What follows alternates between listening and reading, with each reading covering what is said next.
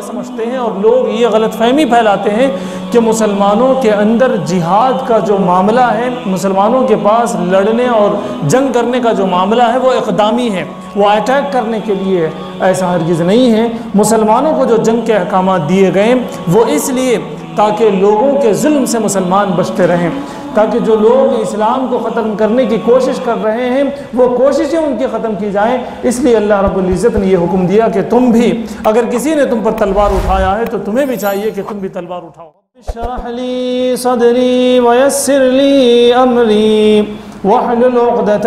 من لسانی یفقهوا قولی اللهم صل على محمد وعلى آل محمد كما صليت على إبراهيم وعلى آل إبراهيم إنك حميد مجيد اللهم بارك على محمد وعلى آل محمد كما باركت على إبراهيم وعلى آل إبراهيم إنك حميد مجيد۔ محترم بزرگوں اور ملت کے نوجوانوں، جیسا کہ آپ جانتے ہیں سیرت النبی صلی اللہ علیہ وسلم کی سیریز چل رہی ہے۔ آج غزوہ بدر کا جو سبب تھا، غزوہ بدر کس وجہ سے پیش، جیسا کہ پچھلے جمعہ میں بتایا گیا تھا، نبی پاک صلی اللہ علیہ وسلم پر، صحابہ کرام پر، مدینے والوں پر، مکے والوں کے یعنی اسلام کے دشمنوں کے جو ظلم تھے وہ مدینے آنے کے باوجود وہ ختم نہ ہوئے۔ صحابہ کرام کو، رسول صلی اللہ علیہ وسلم کو یہ دھمکیاں ملنے لگیں کہ ہم آپ کے گھر میں گھس کے آپ کو ختم کریں گے، نیست و نابود کریں گے، آپ کو تکلیف دیں گے۔ ان تمام دھمکیوں کے بعد اللہ کے رسول صلی اللہ علیہ وسلم پر وحی مبارک نازل ہوئی کہ اللہ کے رسول، آپ سے جو قتال کرنا چاہتے ہیں یا آپ پر جو ظلم کرتے ہیں ان کے خلاف آپ بھی، ان کے ڈیفنس میں آپ بھی قتال کریں، آپ بھی جنگ کریں۔ اس کا حکم اللہ کے رسول صلی اللہ علیہ وسلم کو اور مسلمانوں کو مل چکا۔ اس کے بعد جیسا کہ آپ جانتے ہیں اللہ کے رسول صلی اللہ علیہ وسلم نے آس پاس کے قبائل کے ساتھ دوستانہ تعلقات شروع کر دیے، اور بہت سارے مدینے کے آس پاس جتنے لوگ تھے، جتنے قبائل تھے، ان سے اچھے روابط قائم ہو چکے اور ان سے دوستیاں ہو چکی، اور ان سے یہ معاہدے ہو چکے کہ اگر تم سے کوئی لڑے گا تو ہم تمہارے ساتھ ہوں گے، اگر ہمارے سے کوئی لڑے گا تو آپ کو ہمارے ساتھ ہونا چاہیے۔ اس کے لیے وہ لوگ تیار بھی ہو چکے۔ اس کے باوجود بھی مکے والوں کی یہ دھمکیاں مسلسل آتی رہیں، تو اس وقت اللہ کے رسول صلی اللہ علیہ وسلم کی طرف سے، مسلمانوں کی طرف سے ان کو یہ کہا گیا کہ دیکھو، مکے سے جو شام کو جو تجارتی قافلے تمہارے جاتے ہیں وہ راستہ مدینے سے ہوتے ہوئے جاتا ہے، ہم تمہیں پھر وہاں دبوچ لیں گے، وہاں تمہاری اکنامک جو ہوگی اس کو ہم نقصان پہنچانے کی کوشش کریں گے اور نقصان پہنچائیں گے۔ یہ پیغام ان تک جا چکا تھا، اور وہ اس لیے،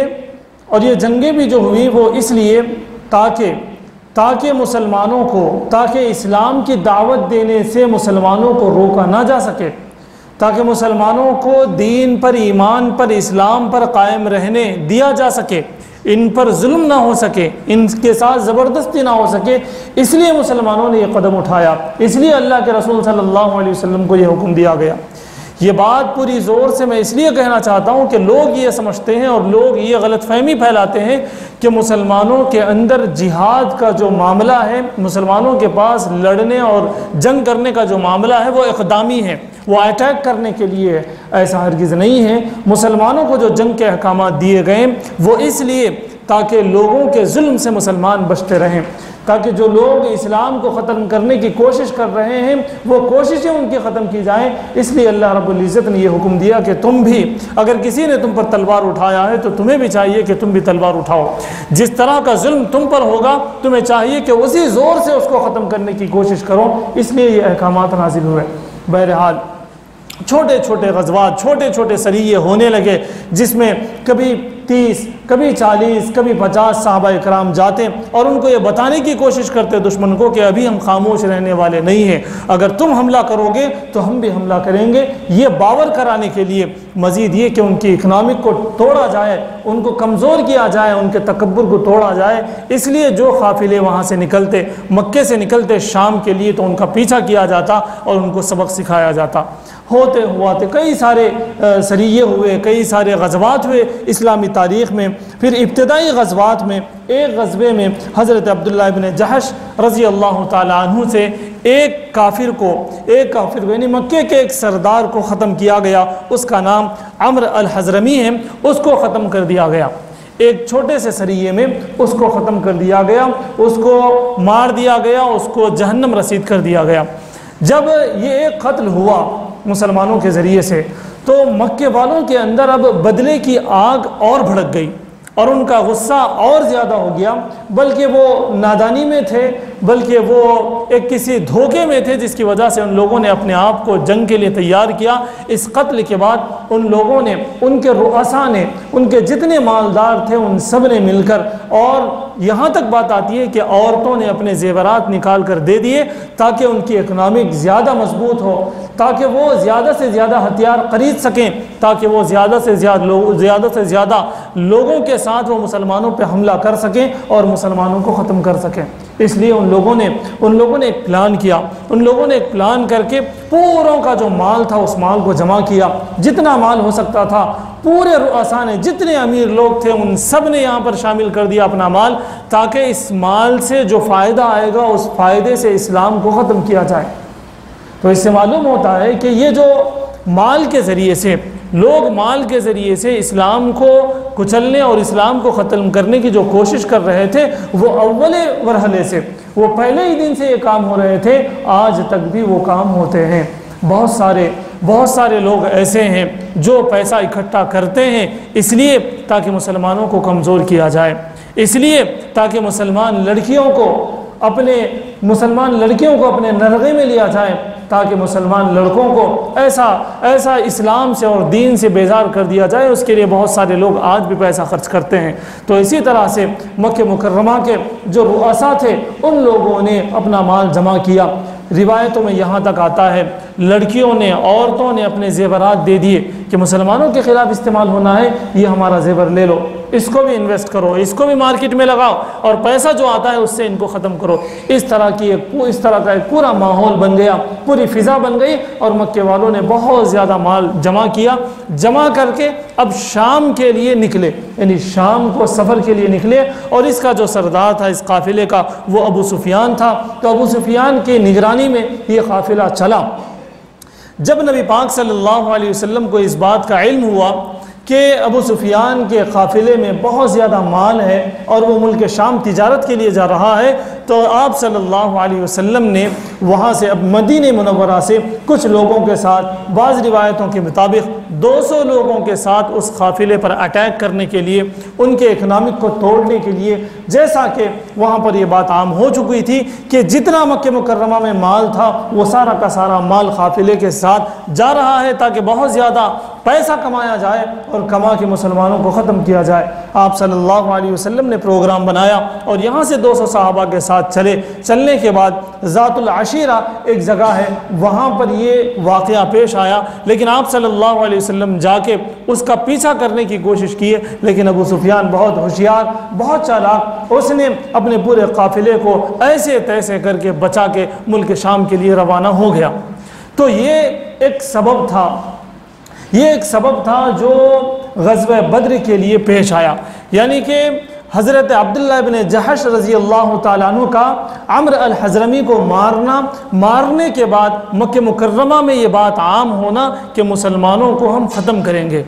اور مسلمانوں کو ختم کرنے کے لیے ان کا پورا مال ایک جگہ جمع ہونا اور اس مال کو لے کر شام کو جانا، اور شام کو جانے کے راستے میں حضور پاک صلی اللہ علیہ وسلم کا ان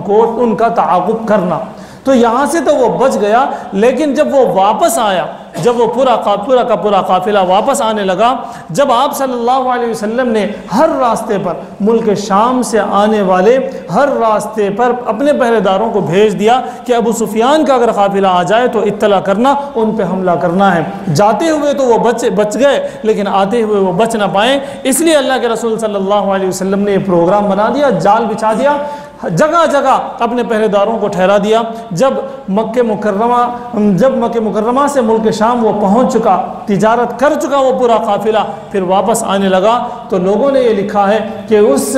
مال کو اٹھا کر لانے والے ہزار اونٹ تھے، اتنے زیادہ مال وہاں سے کما کے وہ واپس آنے لگا تھا۔ اور یہ بتایا گیا کہ 200 سے زائد 260 262 کلو سونا اس قافلے کے اندر تھا، جو قافلہ ملک شام جا کے واپس مکہ مکرمہ آ رہا تھا، اور ابو سفیان اس کے سردار۔ تو اس قافلے کو لوٹنے کے لیے بھی اللہ کے رسول صلی اللہ علیہ وسلم نے پروگرام بنا کے یہاں سے اعلان کر دیا کہ اس قافلے کو لوٹنے کے لیے جانا ہے، ان کی کمر توڑنا ہے۔ میں آپ کو ایک اور مرتبہ بتا دوں، یہاں پوزیشن حاصل کرنا یہ مسلمانوں کا مقصد نہیں تھا، یہاں پر لوگوں پر ظلم کرنا مسلمانوں کا مقصد یہ نہیں تھا، لوگوں کو مارنا، انسانیت کو ختم کرنا یہ مسلمانوں کا جو ہے یہ مقصد نہیں تھا، بلکہ مسلمانوں کا، رسول پاک صلی اللہ علیہ وسلم کا مقصد یہ تھا کہ ان کی کمر توڑی جائے۔ وہ جو اکڑ رہے تھے، وہ جو تکبر میں تھے، اپنی طاقت کے تکبر میں، اپنے مال کے تکبر میں، اپنے سرداری کے تکبر میں وہ جو تھے، مکے والوں کے اس تکبر کو توڑ دیں۔ اور وہ کیوں؟ اس لیے تاکہ اسلام پر چلنا ہمارے لیے آسان ہو جائے، تاکہ اسلام کو پھیلانا آسان ہو جائے، تاکہ اللہ کے رسول صلی اللہ علیہ وسلم کے دورے آسان ہو جائے، صحابہ اکرام کا نکل کر لوگوں تک دین پہنچانا آسان ہو جائے۔ اس لیے یہ معرکہ تھا، اس لیے یہ کوشش تھی۔ ادھر ابو سفیان بھی بہت چالاک، ابو سفیان نے ایک ایسے سفیر کو مقرر کیا جس کا نام زمزم کہا جاتا ہے، ایک اور بھی اس کے قبیلے کا بھی نام ہے، مجھے یاد نہیں آ رہا، غفاری، زمزم غفاری ہیں، اس کو انہوں نے متعین کیا، اس سردار نے متعین کیا، اور یہ کہا کہ مکے والوں کو جا کر یہ بتا دے کہ مدینے والے ہمارے اس مال کو لوٹنے کے لیے تیار ہیں اور وہ ہم سے جنگ کرنے کے لیے تیار ہیں، تم بھی ایک لشکر کے ساتھ، ایک لشکر جرار کے ساتھ ہماری مدد کے لیے آ جاؤ۔ تو یہاں سے یہ جو قاصد چلا، قاصد اس انداز سے چلا میرے دوستو کہ اونٹنی پر یا اپنی سواری پر بہت تیزی سے وہ چلا، ایسے تیزی سے چلنے والے کو اور چالاک کو اور چاق و چوبند کو اس نے ابو سفیان نے متعین کیا تھا، وہ یہاں سے چلا، شام سے چل کر مکہ مکرمہ پہنچ گیا۔ پہنچنے کی جو حالت بتائی گئی ہے وہ یہ کہ وہ اس نے اپنے اونٹ کو، اپنی سواری کو اس نے زخمی کیا، زخمی کر کے اس کا جو خون تھا اس خون کو اپنے چہرے پہ، اپنے جسم پہ، اپنے کپڑوں پہ لگا لیا اور کپڑے بھی ادھر سے ادھر سے پھاڑ دیے۔ یعنی یہ بتانا چاہتا تھا کہ ابھی حالات بہت خراب ہے۔ وہ تیزی سے مکہ مکرمہ میں دوڑا، اپنی سواری کو دوڑاتا رہا، گلیوں میں دوڑاتا رہا، چوراہوں پہ دوڑاتا رہا، لوگوں کو بلاتا رہا۔ جب سارے کے سارے لوگ کعبۃ اللہ کے پاس جمع ہو گئے تو وہاں پر رک کے وہ کہنے لگا کہ اپنے قافلے کو بچا لو، اپنے اکنامک کو بچا لو، اپنی تجارت کو بچا لو۔ ابو سفیان جس قافلے کے سردار ہیں، وہاں پر مدینے کے لوگ، محمد صلی اللہ علیہ وسلم اور کئی سارے لوگ حملہ کرنے آ رہے ہیں، اگر تم چاہتے ہو کہ تمہارا مال بچے تو تم یہاں سے اٹھ کھڑے ہو جاؤ اور مدینے والوں پر وار کرو۔ یہ جب اعلان ہوا تو مکے والوں کو پہلے سے ہی ان کے اندر ایک یہ تھا کہ بھئی مدینے والوں کو کب مارے، ان کے ساتھ کب جنگ ہو جائے، کب ان سے انتقام لے۔ ان کے اندر آگ تھی، وہ آگ اور زیادہ بڑھ گئی، بڑھ کے وہاں سے ایک لشکر جرار، ایک پورا لشکر، میں آپ کو بتا دوں کہ ادھر سے نبی پاک صلی اللہ علیہ وسلم کوئی جنگ کرنے نہیں چلے تھے، ایک قافلے کو لوٹنے چلے تھے، ان کو سبق سکھانے چلے تھے، لیکن یہاں سے مکہ مکرمہ سے 1000 کا پورا لشکر وہاں سے نکل کے ابو سفیان کے مدد کے لیے چلا۔ ادھر آپ صلی اللہ علیہ وسلم بدر کے میدان کے پاس ٹھہرے ہوئے ہیں کہ اس کا انتظار کر رہے ہیں، لیکن ادھر سے بھی ایک لشکر آتا ہے جو لشکر کفار کا تھا۔ تو انشاءاللہ اس لشکر کے اندر مدینے کا جو لشکر تھا، اللہ کے رسول صلی اللہ علیہ وسلم کے پاس کتنے صحابہ تھے، کتنے اونٹ تھے، کتنے گھوڑے تھے اور کتنے ہتھیار تھے، اور ادھر جو مقابل میں لشکر تھا اس کے پاس کیا کچھ تھا، انشاءاللہ وہ ساری چیزیں اگلے جمعہ میں ہم جاننے کی کوشش کریں گے۔ آج کے لیے غزوہ بدر کا سبب ہمیں جاننا تھا۔ سبب یہ ہوا کہ مدینے والوں نے ایک حضرت عبداللہ ابن جحش رضی اللہ تعالیٰ عنہ نے عمرو الحضرمی کو مار دیا تھا، جس کی وجہ سے مکہ مکرمہ کے لوگوں کو غصہ آ گیا تھا۔ ان لوگوں نے اپنا مال جمع کیا، جمع کر کے کاروبار کرنا چاہ رہے تھے۔ اللہ کے رسول صلی اللہ علیہ وسلم نے اسی قافلے پہ حملہ کیا، لیکن وہ بچ نکلا۔ شام سے جب وہ واپس آ رہا تھا، بہت زیادہ مال کے ساتھ واپس آ رہا تھا، تو اب میدان بدر، جہاں پر میدان بدر ہے وہاں پر یہ غزوہ ہوا، یہاں سے اور وہاں سے لڑائی ہوئی۔ اس کے اندر کیا تفصیلات تھے انشاءاللہ ہم اگلے جمعہ جاننے کی کوشش کریں گے۔